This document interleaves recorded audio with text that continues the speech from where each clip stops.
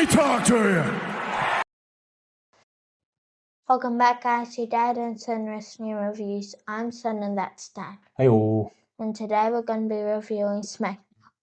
Before we kick into our review, we're just going to give a shout out to our Lord and Saviour Jesus Christ. Through his sacrifice, all things are possible. Jesus invites us to the bigger picture. He invites us back into a relationship with God, and through planting him as your foundation for your life, you can live for something more. And if you'd like to know more about that, we're going to leave a link in the description to our Church Family of the Rocks, and plenty of content there for you to absorb. And even better yet, if you're local, come on down or go to one of your own local churches as well and see what the message of Jesus is all about. Also, shout out to Taurus BJJ, our home away from home in terms of sport. Great place there, great atmosphere, great culture. Again, if you're local, first responder, doesn't have to be a first responder, but it's a great place for first responders if you want to go with like-minded people to train jiu-jitsu and to build some social networks. So yeah, we'll get into Smackdown now, and show opened up with Fatu out for a promo, and then the Usos come out.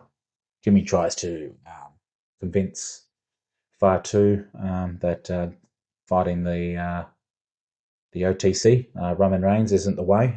He could come on board and live the good life with them, and don't listen to the fans that are telling him no, because none of them are going to put his kids into a better school. And yeah, just jump on board instead of trying to take it down because he's not ready. And then Jay kind of goes the other way, doesn't he? He's kind of like, well, it's too late now. You've already, cat's out of the bag. You already started it. You're going to have to step up now. The OTC is going to run through you type thing. So it was a bit, I didn't really get the message of the promo in the end, because Jimmy's trying to hook sense into him like Roman asked. And then Jey Uso's, all revved up and telling him it's too late. We're on now. You better do something. But at the same time, they're kind of saying that they're going to have his back because Solo Sikoa comes out, pretty much says he doesn't have what it takes to beat Fatu, and that they don't care about him. Tama Tonga takes the mic off him and says, how's he going to beat Roman if he can't even beat Solo? And that's pretty much sets up a match for our main event. Solo versus Fatu. I don't know how I feel about this one, Yeah. I don't know. We're going back to the Bloodline again all of a sudden. After doing so much to split Jay from it, and then you feuded with Jimmy and Jay, and then you finally get main event Jay, and he gets his his moment at WrestleMania winning the title, and then Roman Reigns pretty much comes back and feuds over the what do they call it, the Ulafala, which is the symbol, like sort of like what a crown would be, but for the Samoan tribes, it's the neck piece. And then all of a sudden, everyone's a bit okay with each other, but not okay with each other. And then all of a sudden, we're back into trying to form two different sides of the Bloodline. Bloodline 2.0 and the old Bloodline of Fatu is drawn between the two of them. So it's a bit weird, isn't it? Yeah. I understand trying to push Fatu and all that, but Jimmy touches on the fact that why didn't you go after Cody Rhodes? He's the champ on this show. You know what I mean? So yeah, I don't see why Fatu just beat Drew McIntyre, who was the previous champ. Why not chuck him in Backlash against Cody Rhodes? They kind of never really settled their thing either, did they? Yeah. Yeah, they kind of just had a brawl, and then Drew McIntyre beating them up, and then it was finished. Yeah, they kind of never. I don't feel like it ever got resolved properly. Yeah. It's kind of mutual respect type thing all of a sudden, and I was just like, oh, was it not working out ratings wise or what? I don't know, but yeah, confusing promo. Don't know how I feel about this. I guess this is putting Fatu on a main event on a pay-per-view when you've only got 2 weeks to build. So yeah, strange situation, I guess. We then moved into Julia and Kiana James backstage. They're tense between the two because they didn't get a main event, WrestleMania match. But now they're going to get to defend the title tonight. which leads into the match against Tiffany Stratton. Kiana James tries to interfere at some point, gets knocked off the apron. That allows Julia to try get tries to get a roll up pin and tries to get the win, but Tiffy reverses it all, gets the prettiest moonsault, and a clean win. Had to try 2 times. Yeah, clean win in the end. I actually didn't expect the title to change. I don't know if they did this for like a post Mania pop type thing. The crowd all night wasn't very hot, was it? Yeah, except for like the entrances and all that. Yeah, they pop for entrances at the moment, but you don't really hear any noise during the matches. It's just You have to watch it live, and then they'll just have like ad break after ad break. Yeah, it must be frustrating for the live crowd to watch the match when there's so much like ads. Yeah, so during those ads, they sort of slow down the pace of the match and they do holds and things like that, and then they get told when the show is about to kick back on to to fasten up. Yeah, to fasten up the pace and get back onto the story. So for a live crowd, it could kind of suck the life out of the match. So I can definitely see why they're not getting the responses they want. But you got new US champ. Can't do any worse than the last two because they did nothing with them. The last time the title was any decent television was Chelsea Green doing comedy shtick with it. So yeah, that then moved into we had the Danhousen the Miz segment when he went to his house. Quite funny. Sort of went into knocked on the door. Had a map that looked like a placemat from a restaurant. Said he found the Miz's house. It looks like the Miz lives in Las Vegas or something because you can see the Allegiant Stadium from there. Gets into his house, does his disappearing type stuff. And then you find out he's in the pool. Yeah, he's in the pool in like summer gear, but still with his face mask on, which I thought was funny. Got one of those blow up donuts around himself. One thing leads to another. The Miz tries to take him out, and the Miz lands up in the pool, doesn't he? Yeah. The Miz says,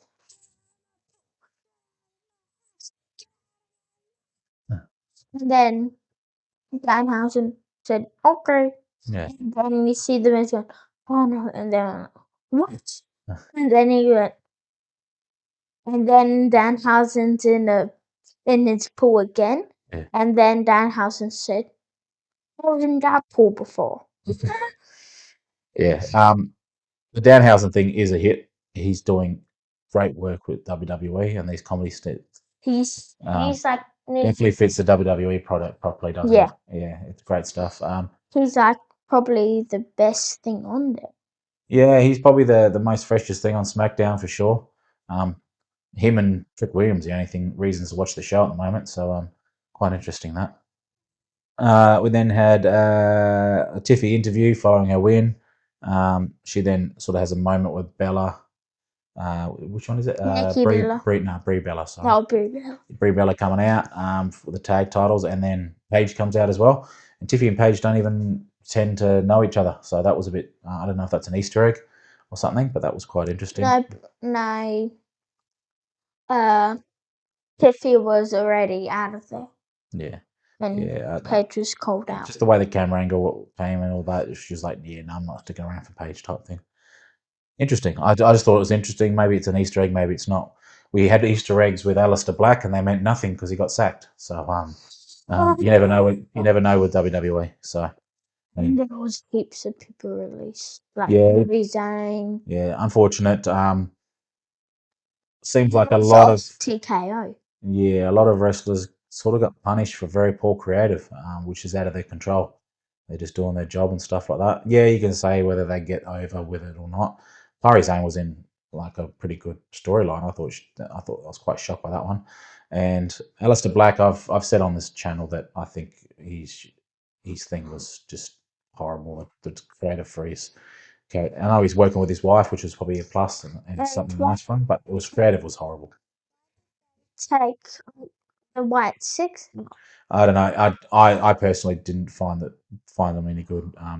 We're trying to recreate Bray's energy and all that was nice at first, and a nice tribute and nice thing for for a younger brother to do, but it never worked. He just doesn't have the same aura.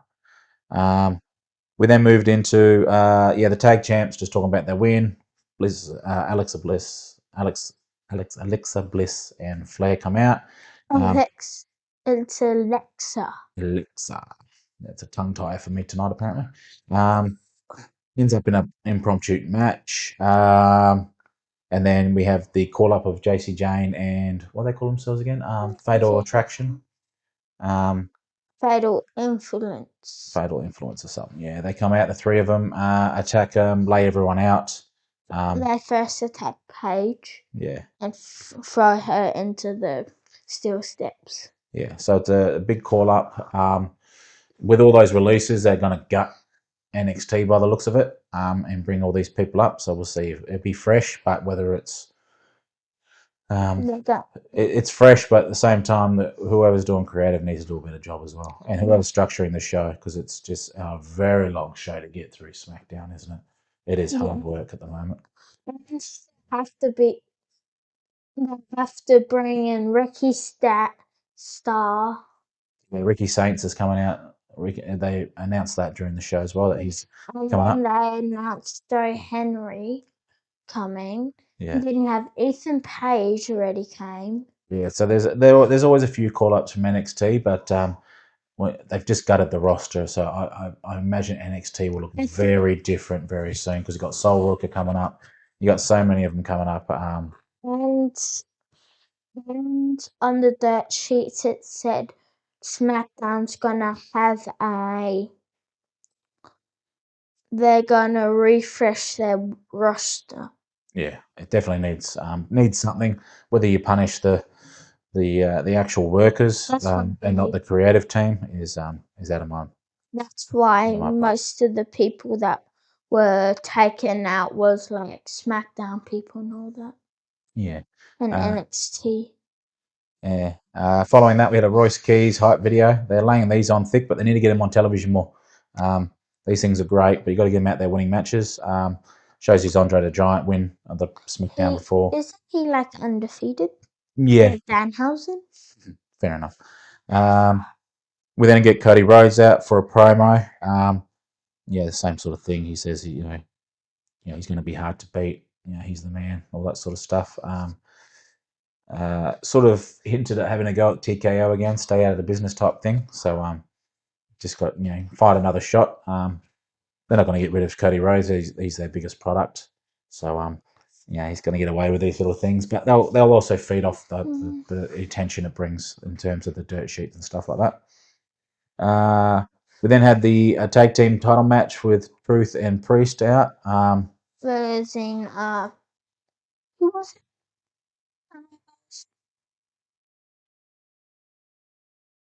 Tama Tonga and Jacob.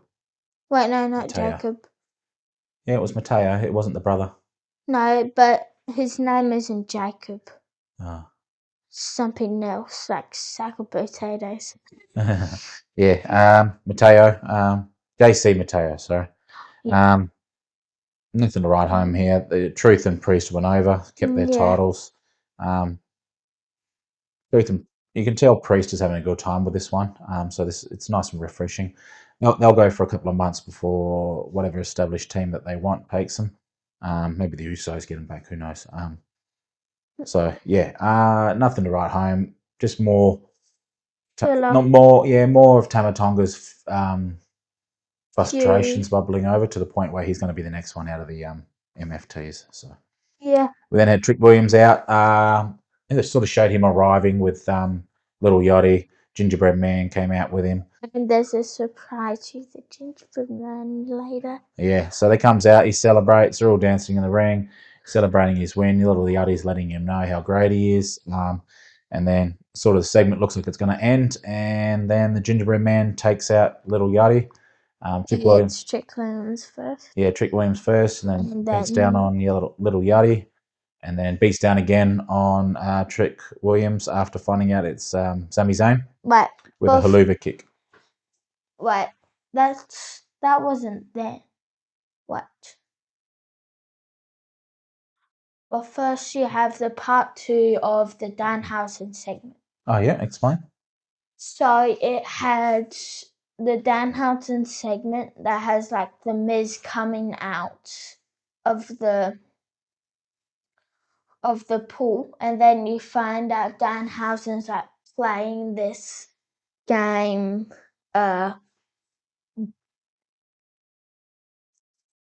what do you call it? Golf. Oh, yeah. And then you have like the Miz come in, and then Danhausen goes, accidentally gets it in the nuts, and he said, all in one. And then he takes his Slammy award, the Miz's Slammy award, and then he goes out, he sees chocolate on the table, and he goes, good chocolate. Then he goes, and then he says, thank you for the hospitality.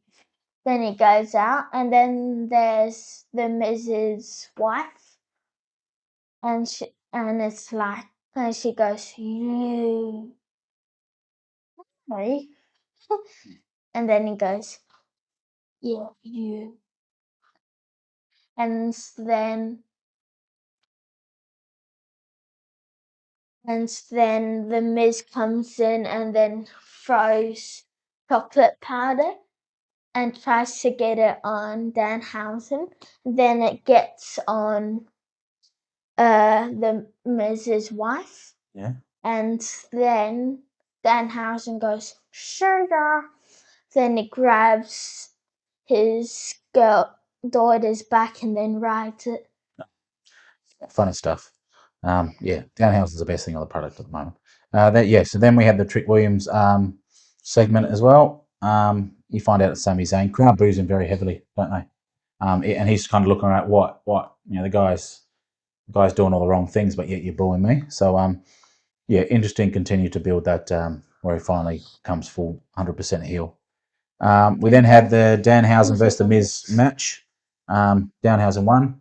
What shenanigans did Danhausen use to win? Dan was mostly all a normal, except for when Kurt Wilson like distracts Danhausen, and then the Miz gets something big. I can't remember what it is, and then they're celebrating like on the side, and then Danhausen does like his Undertaker thing, and then he goes, "Yo."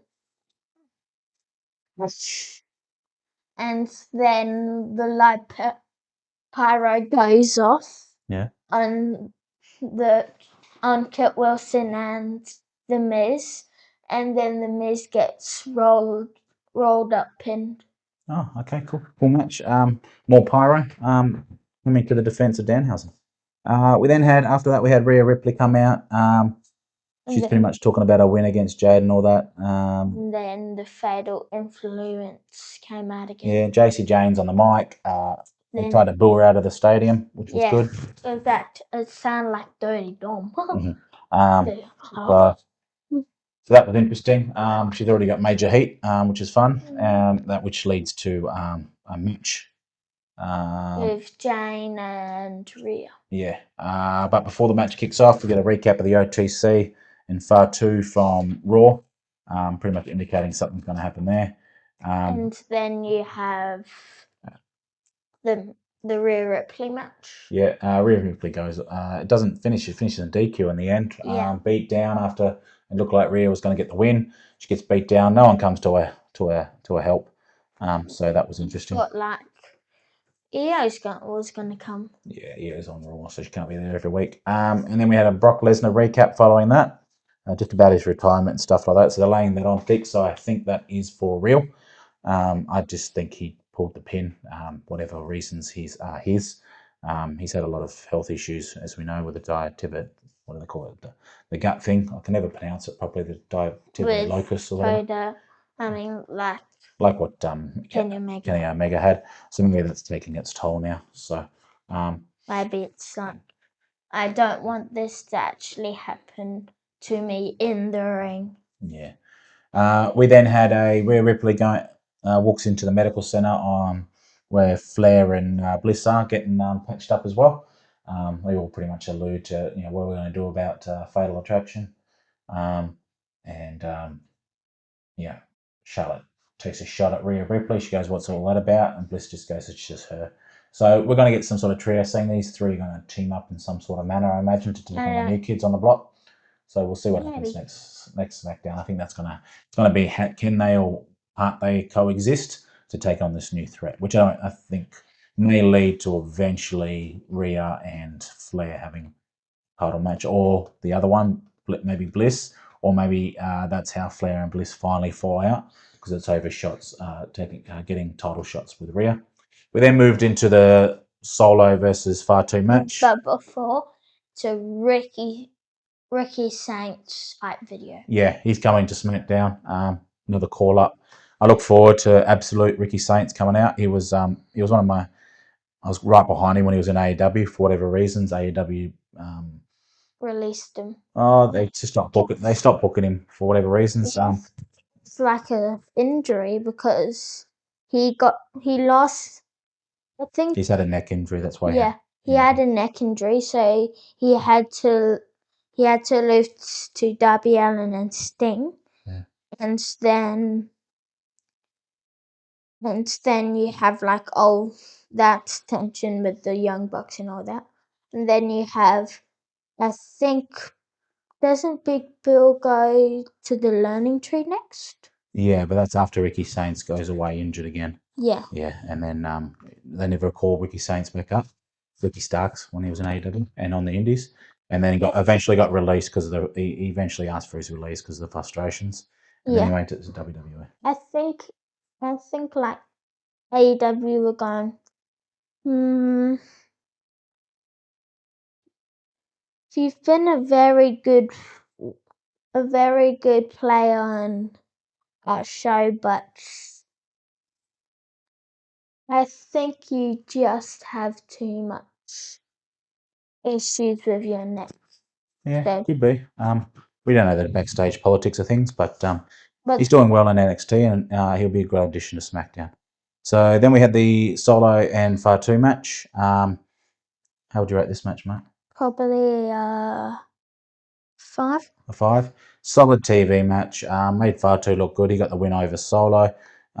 Defeats the MFTs with all their shenanigans. The Usos do come down to ringside onto the apron at one stage because they're going to back him up. But turns out, because Fatu said he didn't need their help, proved it because he took out all of the MFTs with a chair and all that and stood toe at the end of the show. So we're definitely going to get Fatu versus Roman Reigns. I wish Roman Reigns came out. But yeah, that would have been good if it came out. It would have been. But I don't know where they do it. Roman Reigns obviously goes over at the Backlash match. But I don't know where Fatu goes afterwards, if he joins up with them or what. But maybe it's not a very intriguing. Well, I know you've only got 2 weeks to build something, so it's touching on something from the past without having to do too much new creative before moving on to another feud. So maybe you have. Maybe it's if Jacob Fatu wins, he gets all that he wanted and all that. And then if Roman Reigns wins, Jacob Fatu has to join their bloodline. Yeah, maybe that's a stipulation that comes up on Raw when they talk again. But how did you think SmackDown went? Except for the Danhousen, Rick Williams, and I kind of like the Fatu thing. It was probably 2. So yeah, I felt SmackDown was hard work again this week.